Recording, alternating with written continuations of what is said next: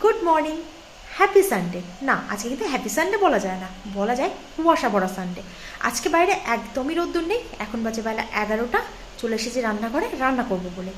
তো আজ তো রবিবার, বাড়িতে চিকেন রান্না হচ্ছে, কিন্তু বাচ্চারা বললো আজকে একটু ওই সবজি দিয়ে বানাতে হবে, মানে চিকেন স্টুয়ের মতনই হবে, কিন্তু একটু অন্যরকম, মানে মশলা টশলা সবই দেওয়া হবে অল্প করে, আর সঙ্গে সবজি থাকবে। তো চলো, তার জন্য প্রিপারেশন মোটামুটি আমি করে নিয়েছি।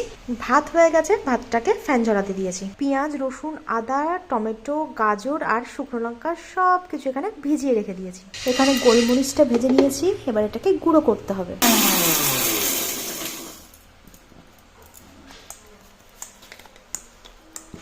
গোলমরিচের গুঁড়ো রেডি হয়ে গেছে, আর চিকেন স্টুতে না একটু গোলমরিচের গুঁড়ো দিলে দারুণ লাগে।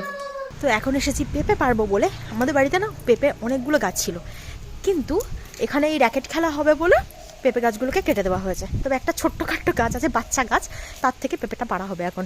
আর এই যে আমার সঙ্গী, এই হচ্ছে আমাদের একটা বাচ্চা মতো গাছ, যেখানে দুটো তিনটে পেঁপে আছে।